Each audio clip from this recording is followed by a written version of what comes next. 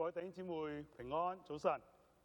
歡迎每一位翻到嚟禮拜堂裏邊一同嚟到敬拜神嘅弟兄姊妹，都歡迎每一位喺網上邊睇住直播參加我哋崇拜直播嘅弟兄姊妹甚至有啲係下晝嚟到睇呢個嘅錄影嘅。盼望每一個人翻到神嘅面前，都經歷到神好奇妙嘅工作喺你嘅生命裏邊，同你講説話，幫助你生命嘅成長。今日咧，我哋又睇到小紅聖經裏邊咧，其中一段嘅説話就係咧，我哋承接過去幾次講到咧，耶穌係完完全全嘅神。咁今次我哋要就睇另一方面啦，就係耶穌咧係一個完完全全嘅人。小紅聖經咁樣記載法：我信我主耶穌基督，上帝獨生嘅兒子，因聖靈成人，由童貞女瑪利亞所生。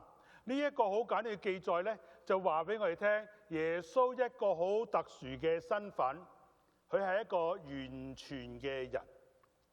睇住牧師同佢讀過啦，約翰福音第一章，如果你有聖經嘅打開約翰福音第一章就14節，呢度話咧，道成咗肉身。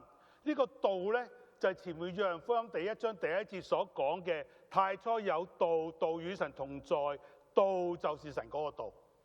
咁前面一章第一節所描述嘅呢個道，太初有道係邊個啊？就係耶穌基督。我哋以前咧講到耶穌基督完全嘅神嘅時候已經提過啦，就係話呢一位嘅神，呢一位完全嘅神，而家佢成咗肉身，為咗乜嘢啊？點解呢位神佢成咗肉身啊？原來有一個好重要嘅事，佢就係為咗要住喺我哋中間。豐豐滿滿嘅，充充滿滿嘅，有恩典，有真理，俾我哋睇見佢嘅榮光，係父獨生子嘅榮光。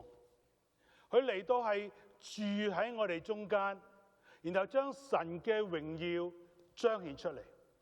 你話其實當時猶太人啊，甚至你同我去想像嘅時候咧，我哋都想到神嗰個嘅榮耀，何等大嘅榮耀！呢個榮耀咧，我哋往往咧用一種講唔盡嘅光明嚟到描述出嚟。神就係光，燦爛嘅光，係咪？保羅喺大馬色路上，稍為見到耶穌所彰顯嘅神嘅榮光，隻眼就盲咗3日。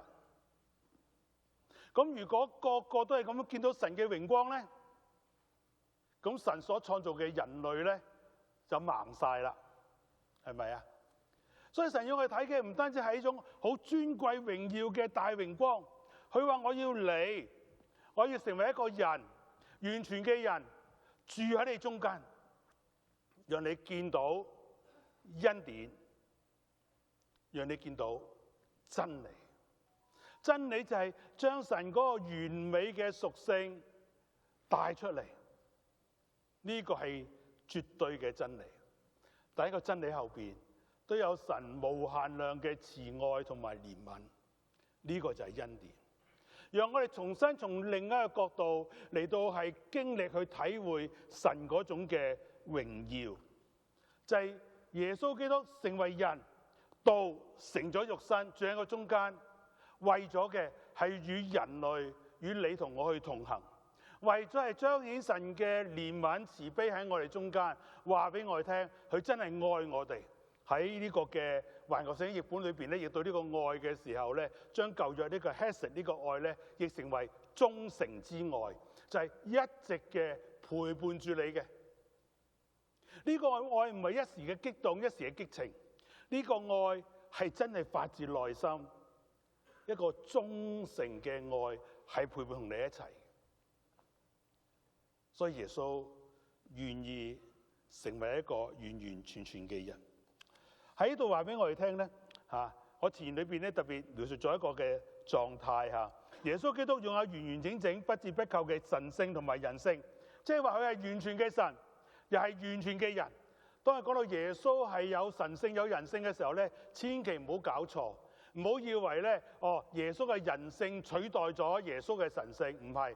耶穌係半神半人都唔啱，而係耶穌係有完全嘅神性，係完全嘅神，佢又係完全嘅一個人。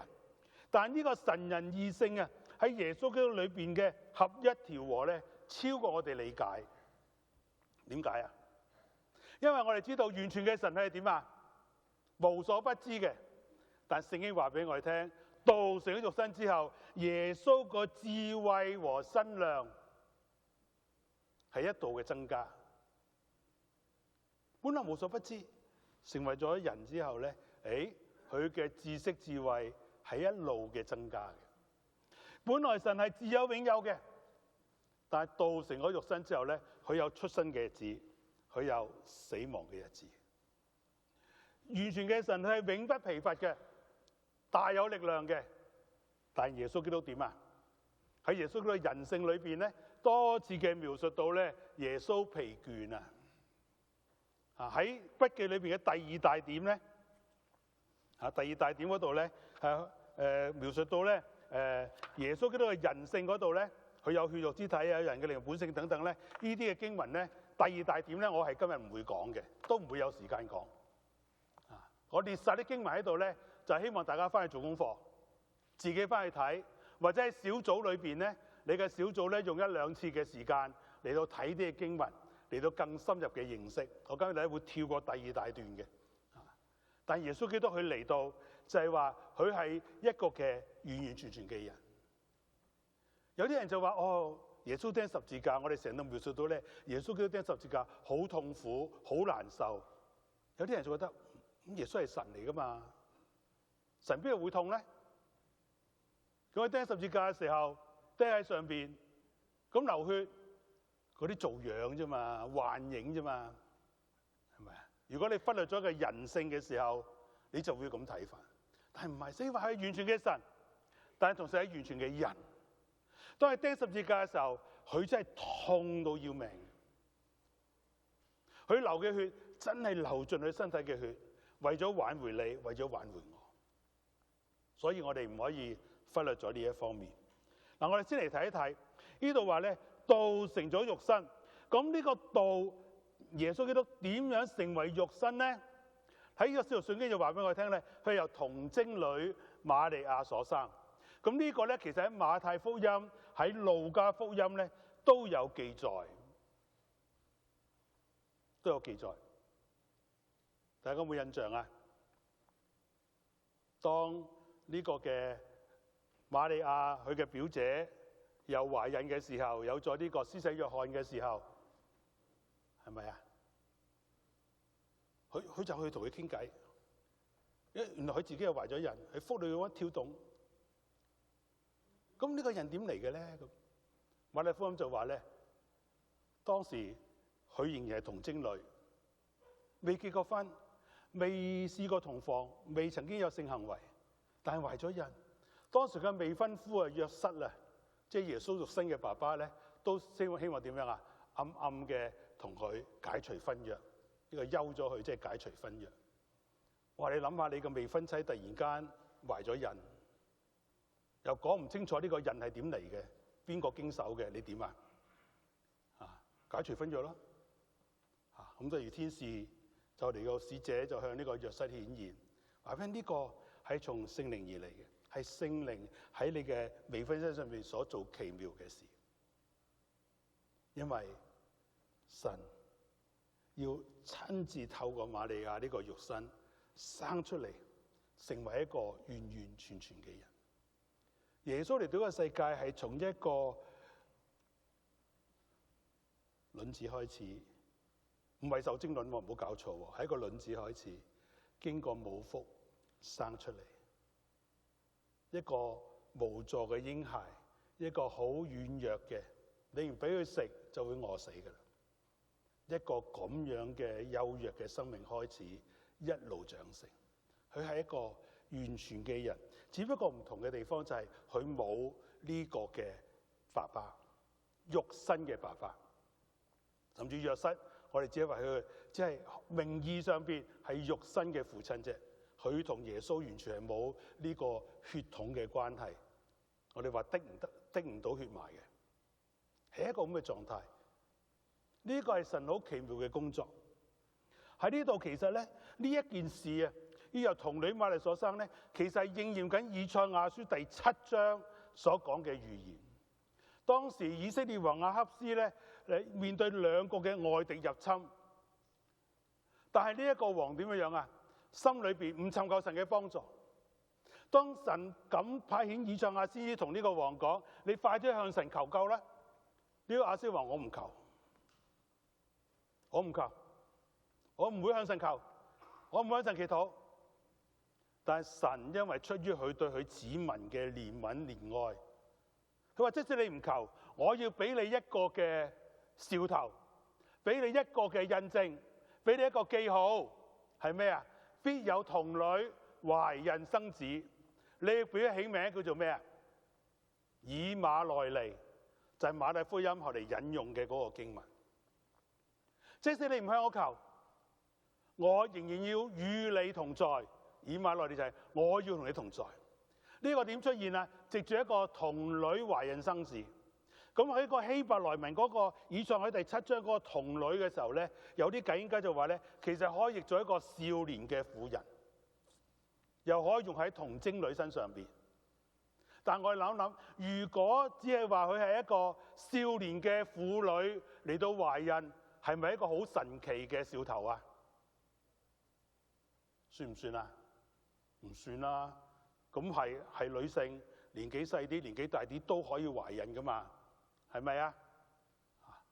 所以嗰度咧，其實應該就係認翻係一個童貞女。而呢件事點解會發生以賽亞咧？其實喺當時話俾你聽，你唔尋求神嘅幫助，你唔信服神，但係神話我要嚟住喺你中間，我要嚟祝福你。呢個後嚟而家在第8章就係以馬內利嘅翅膀啊，伸展出嚟，好似一個大嘅母鷹咁樣伸展出嚟保護佢嘅小嘅麻鷹，一個咁嘅圖畫覆蓋全地。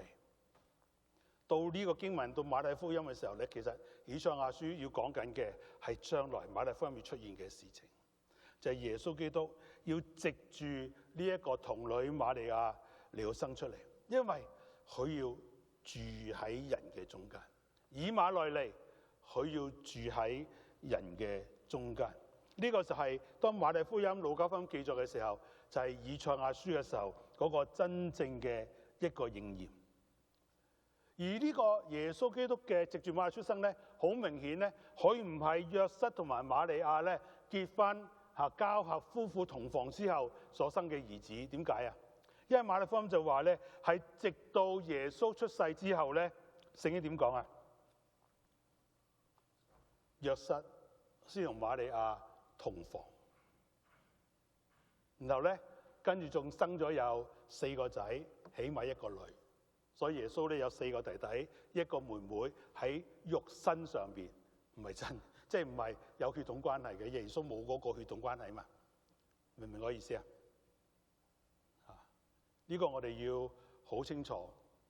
所以約瑟只係耶穌基督肉身嘅父親，唔係真正嘅我哋今日人類所稱嘅嗰個父親嘅身份。道成咗肉身，住喺我哋中間，為咗將恩典真理豐豐富富嘅顯明出嚟。耶穌係一個完全嘅人，嚟到呢度咧，有一個嘅需要我哋諗一諗嘅問題。瑪利亞係咪一個有罪嘅人啊？睇下你信咩咯？天主教就話冇，係咪啊？天主教就佢係無原罪噶嘛，聖女瑪利亞啊嘛。我哋話呢個錯嘅，點解啊？因為路加福音裏邊，當耶穌出世之後，瑪利亞發出一個頌讚嘅禱告，嗰頌讚禱告裏邊咧，佢承認我係一個罪人，我需要救主。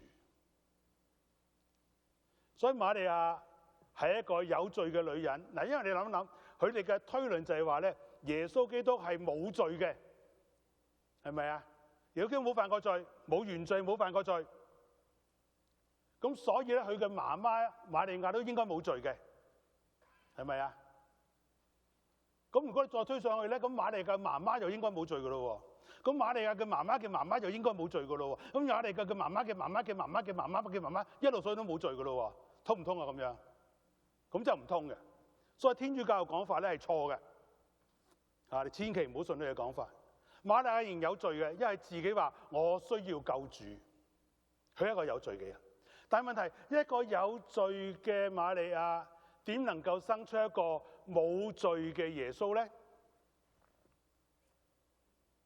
當然第一，佢唔係一般常理所生嘅，唔係一般男女交合而生嘅。但係最重要咧，呢度話佢係因為聖靈嘅工作，使耶穌基督入到瑪利亞嘅腹裏邊嚟到生出嚟。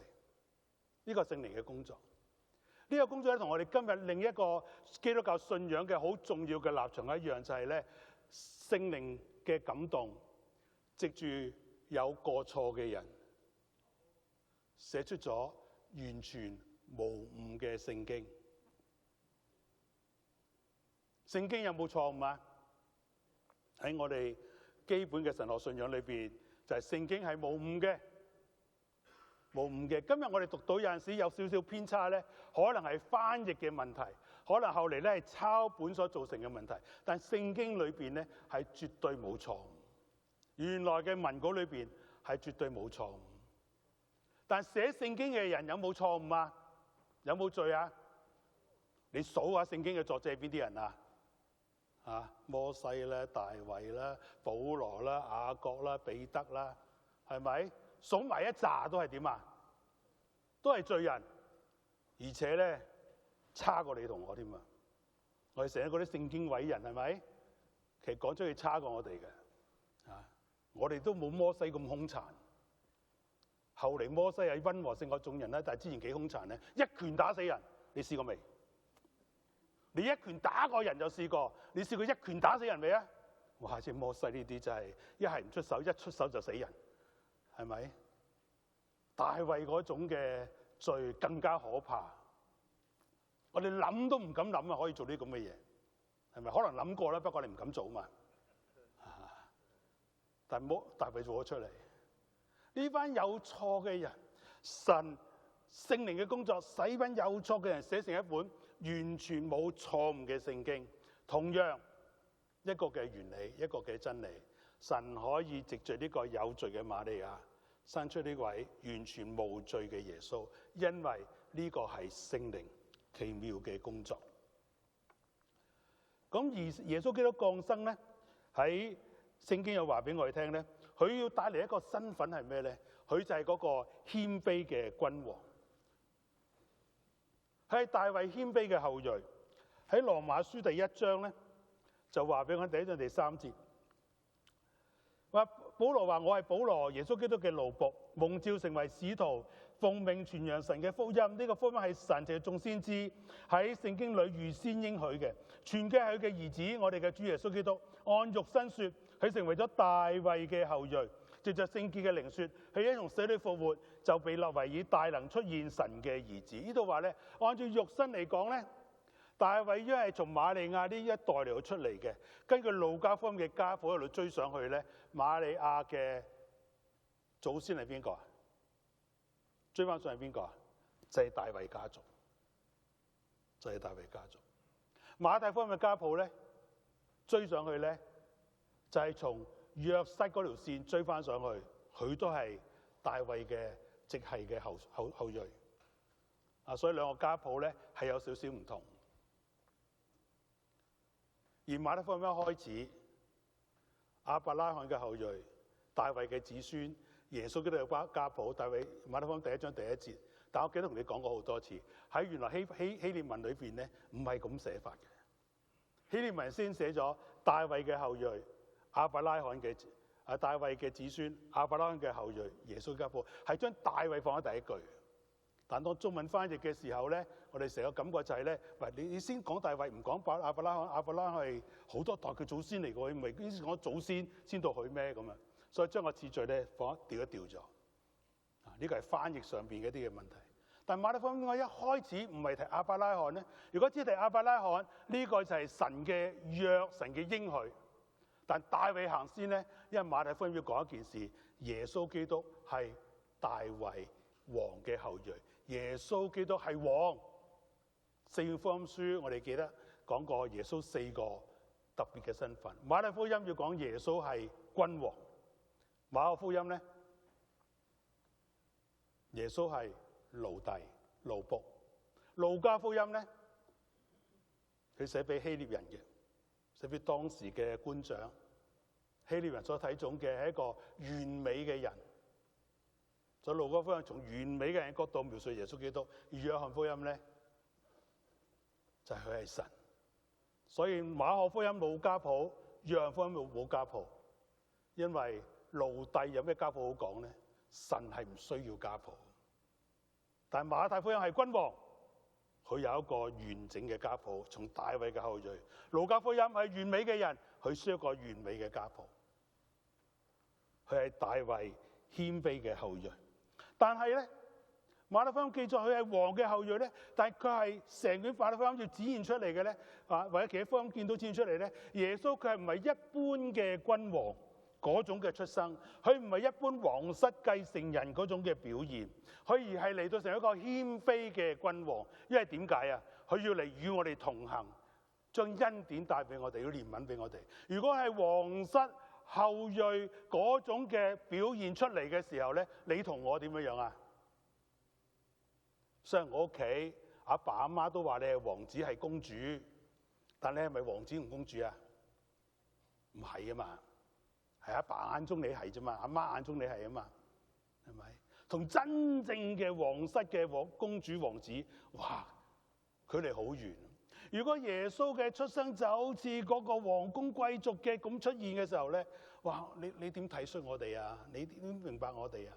但耶穌基督係謙卑嘅君王，佢係大衛嘅後裔，從肉身嗰條線嚟睇，但係謙卑嘅君王，因為出生唔喺皇宮，喺邊度啊？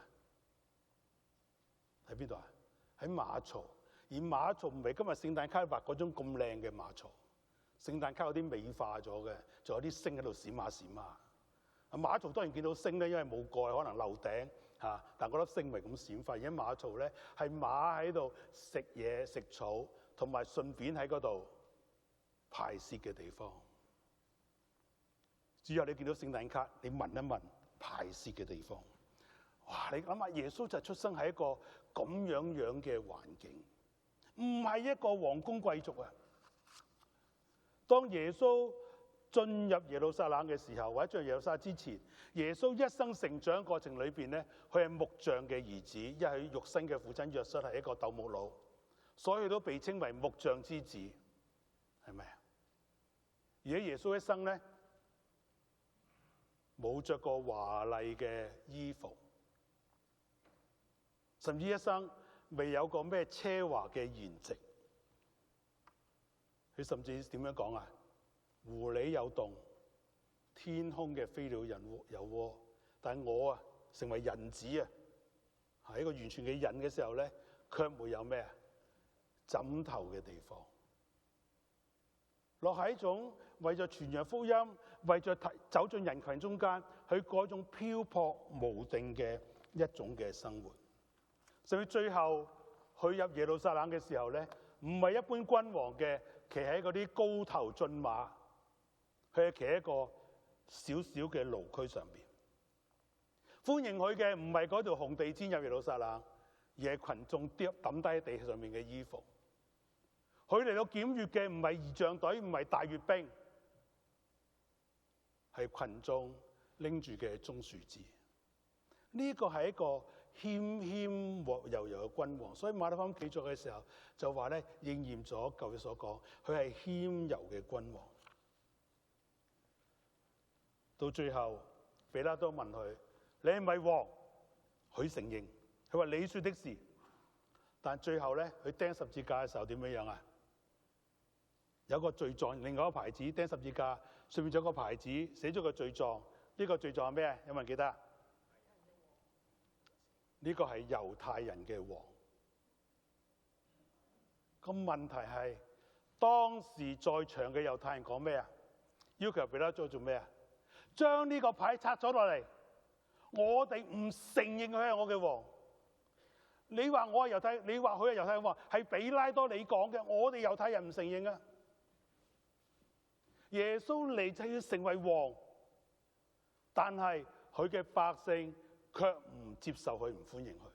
呢個約翰福音第1章就講啦，佢嚟嘅時候，百姓自己嘅人唔接待佢，所以有1章12節，因為1章10節11節，約翰福音第1章就話，去到自己地方嚟，自己人都唔接受佢。12節，凡接待他的，就是信他名的人，他就賜他們權柄，作為神嘅兒女。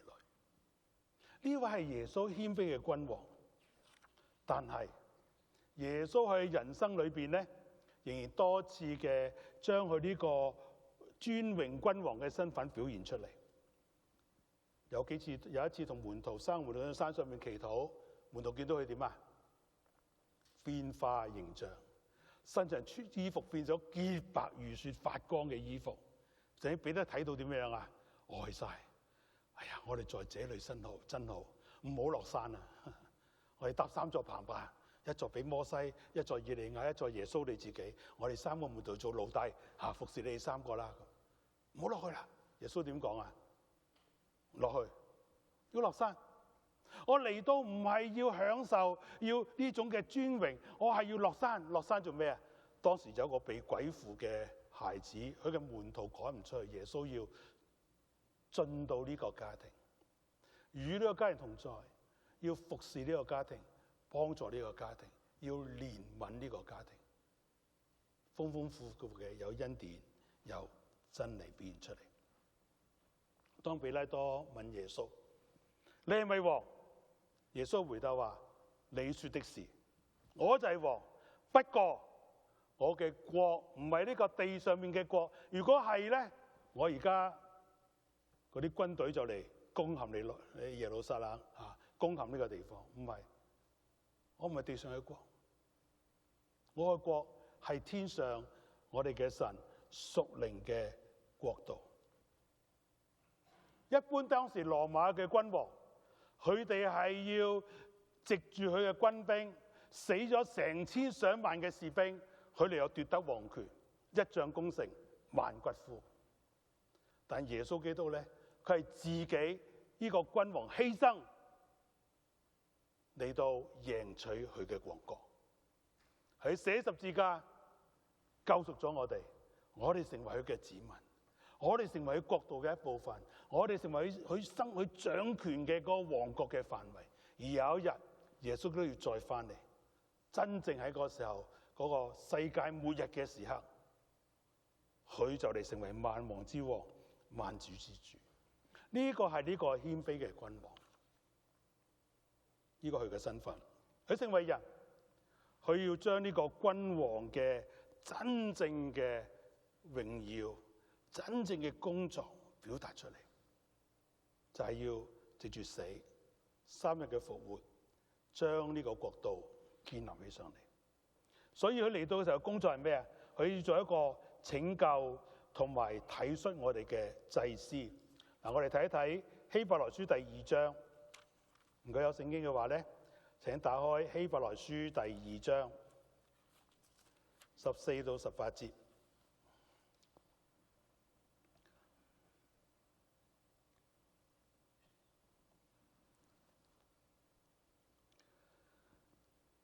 希伯來書第2章14到18節，聽我用呢個嘅環球聖經譯本讀出嚟。因此，既然孩子們呢個兒女們同有血肉之體，佢自己就係耶穌，都照樣成為血肉之體，為要藉着死嚟消滅嗰個掌死權嘅就係魔鬼，並且要釋放嗰啲因為怕死而終身成為奴隸嘅人。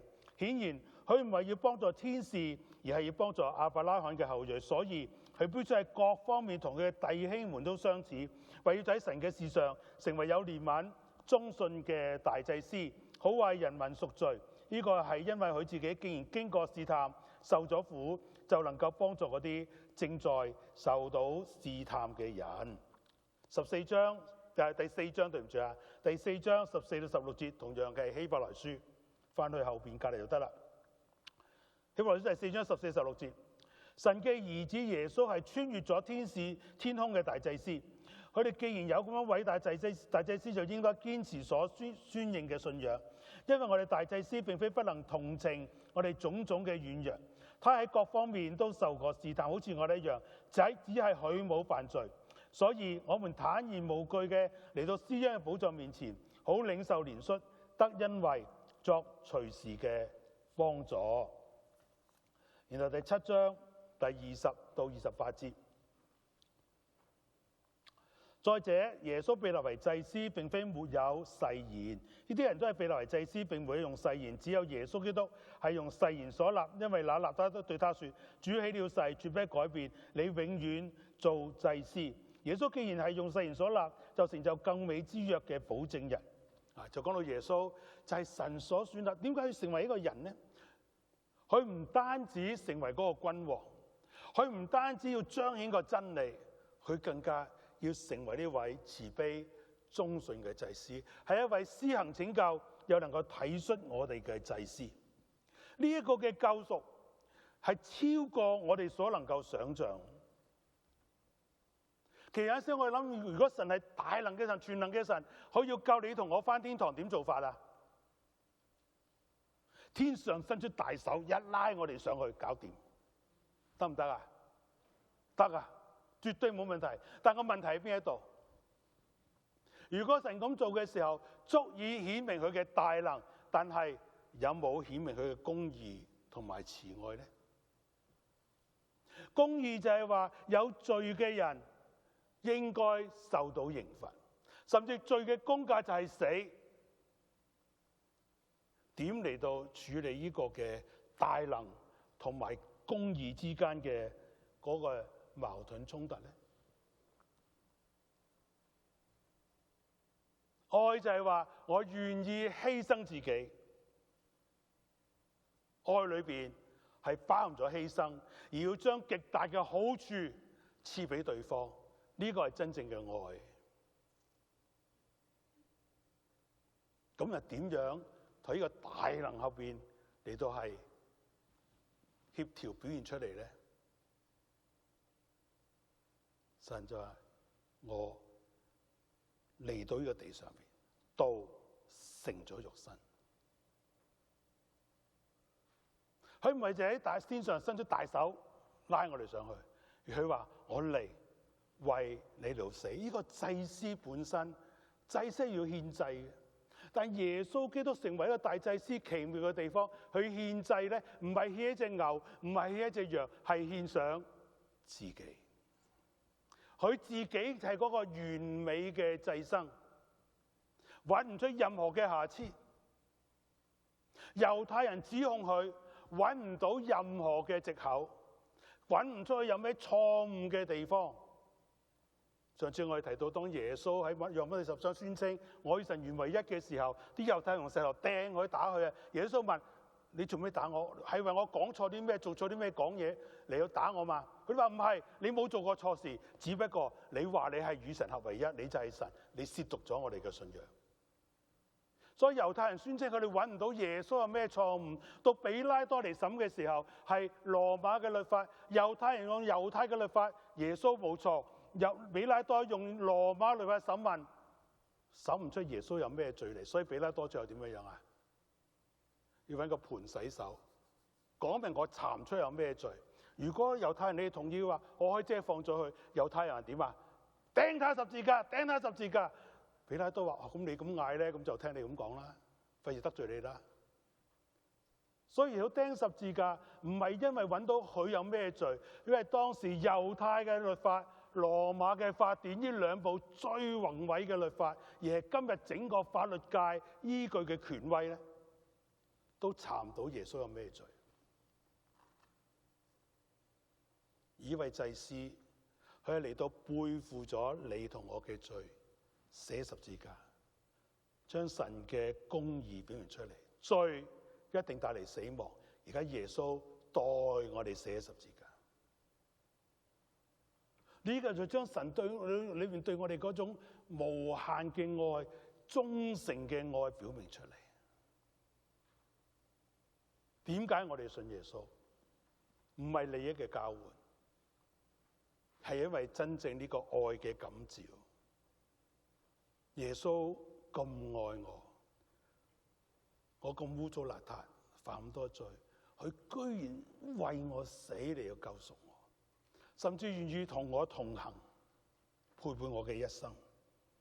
所以耶穌係嚟到用一個超越我哋想象嘅方式嚟救贖我哋，而佢另外都藉著嚟到成為人，成為呢個嘅大祭司，解決咗我哋人類人生生命裏邊嘅問題，救贖我哋嘅生命，解決咗我哋生命裏邊最大嘅困局。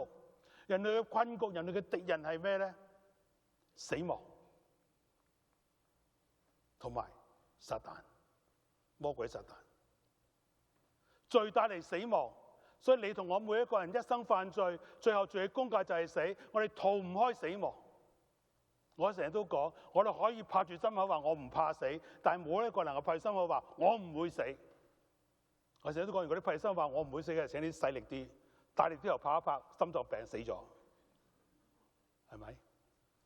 我哋個個都知道有一日我會面對嘅，所以我點解你唔中意行去墳場啊？有邊個中意行墳場㗎？我都試過好中意行嘅。以前我喺紐約住嘅時候，我屋企斜對面就係墳場嚟嘅。你覺得墳場幾靚㗎？幾好行嘅。有時入去行下嘅時候咧，就着個名數下，乜乜乜君幾多年出世，幾多年死，幾多歲喎？呢個58呢個咩一路數落去，係咪？大嘅有，細嘅又有。有一日咁我個名喺度，咁幾多歲咧？幾多年生就知啦，幾多年死咧？都會出現，除非耶穌喺我死之前翻嚟啦，係咪？會嘅，但係耶穌基督呢個大祭司為我哋死咗，為我哋復活，將一個永恆嘅生命賜俾我哋。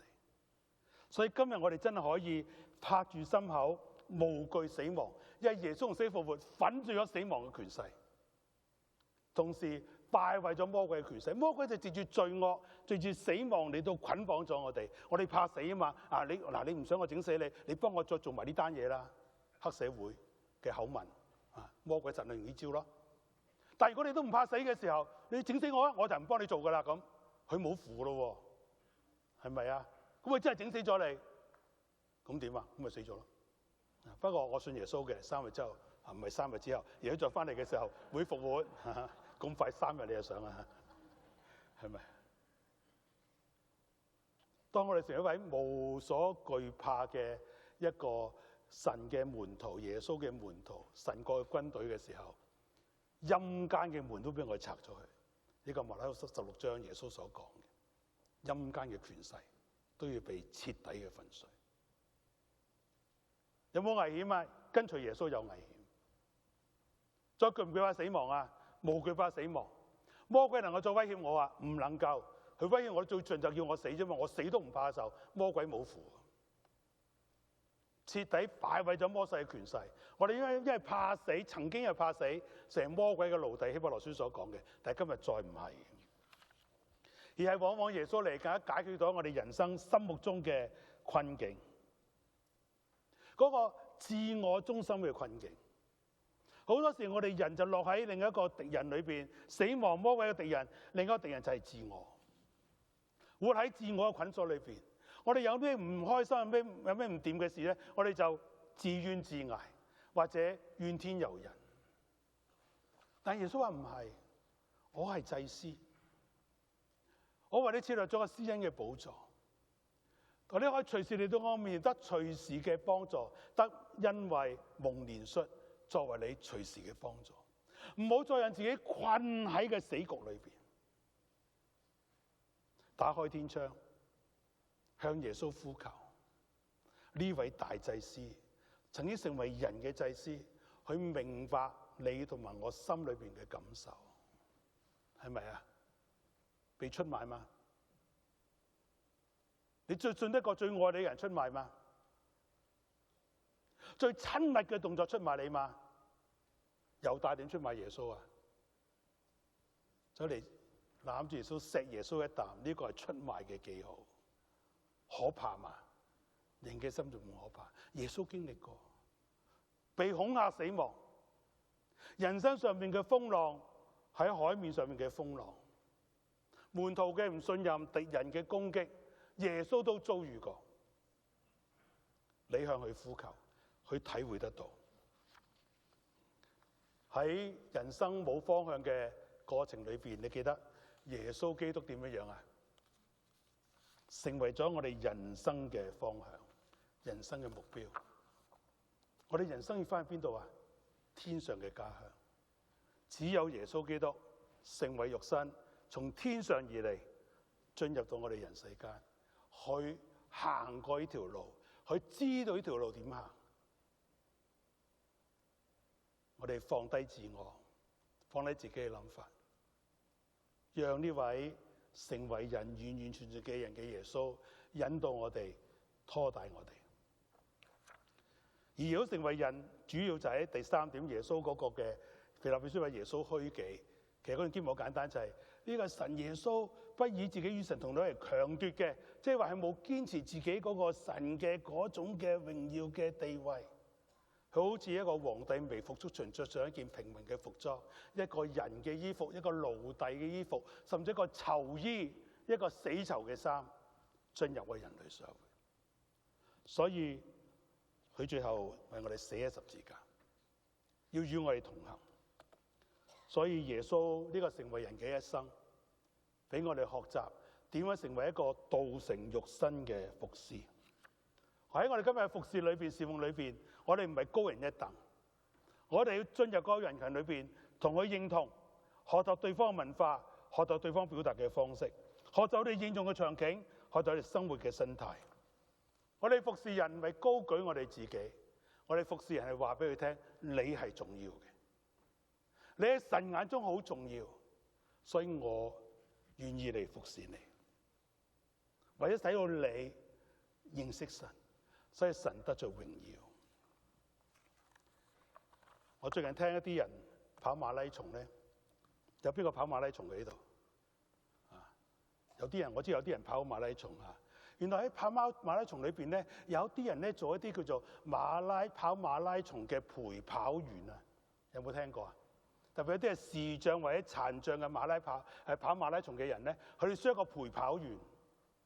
哇！呢個陪跑員咧，我哋聽到有人做呢一份工啊嚇，做呢樣嘢有時都唔係工嚟㗎，係冇咩好多收入㗎。但係咧，哇！好厲害呢啲人，因為第一佢自己係一個能夠跑得完馬拉松嘅人。如果我哋點樣同人陪跑啊？係咪啊？但係咧，你跑得完嘅同時咧，你有能力有氣力跑得完咧，你嘅同事點啊？你能夠陪住佢跑，即係你唔能夠跑得好快，你可能跑得好快，呢個係視障嘅或者係殘疾嘅，佢哋跑得好慢。咁你點啊？你要減速，你唔能夠發揮你應有嘅水準。但你個目的係咩啊？幫助佢跑得完呢個馬拉松。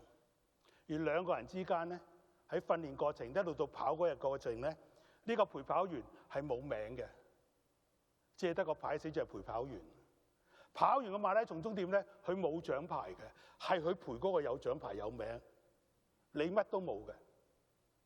而喺過程裏邊，兩個人咧隻手咧就有一條嘅繩，你拉條繩，佢拉條繩，你透過條繩話俾佢聽，轉左轉右，跑上坡跑下坡，快啲慢啲，係靠嗰個聯繫。所以嗰個嘅馬拉松陪跑員咧，佢要完全同呢個陪跑員有心靈嘅契合。佢條繩一喐，你知道而家快定慢，左定右，上定下。我覺得呢個真係耶穌成為人，就成為咗我哋人生路上嘅陪跑員。我哋有冇捉緊條繩，同耶穌建立呢個關係？而我哋會唔會學習成為其他人嘅陪跑員？你身邊嘅弟兄姊妹，你小組嘅成員，你微信嘅朋友，你有冇同佢陪跑，帶你一齊行？我上一次最後結束嘅時候，我提到呢個時代好多人遇到心靈嘅困境，就用 AI、ChatGPT 嚟到解決問題。問佢我點樣可以唔抑鬱？問佢我點樣可以開心啲？佢就按照你俾嘅資料，俾翻你想知嘅資料嚟，結果你仍然抑鬱。困難喺邊一度？因為你只係用 AI、ChatGPT。嗱，我再講嗰個好有用嘅工具，你做研究啦，做攞資料好有用工具。但係你用你解決你內心問題咧，一定唔得。因為你內心越困境越抑鬱嘅時候咧，你唔可以自己匿埋喺自己度對住個電腦 AI ChatGPT。你就要同佢講嘢，佢先同你講嘢，甚至係同 ChatGPT AI 談戀愛。你係自愛自戀啊，唔係嗰種戀愛。你需要一個對象，需要一個人聽你講，而唯有我哋嘅主耶穌，佢唔單止聽明白你講，佢體恤你所講嘅，佢願意聽你講，佢甚至將屬天嘅智慧指示俾你。耶穌成為人，有恩典有真理，佢願意行喺你同我生活嘅中間。我哋一齊祈禱，主耶穌，我哋願意闖我哋嘅心，邀請你行喺我哋嘅生命裏邊。其實你就係我哋主，我哋嘅君王，你應該率領我哋，但有陣時候我哋卻係唔願意被你拖人。主啊，求你幫助，求你施恩，吸引我哋嘅心，讓我哋成為一個願意與你同行嘅人。我哋願意讓你成為我哋生命路上嘅呢個陪跑者，讓呢位謙卑嘅成為人嘅救主，唔單止陪佢同跑，其實我哋係因為你嘅感動，你嘅率領，我哋跑向你要我哋人生跑嘅目標。聽我哋祈禱，奉耶穌基督嘅名，阿門。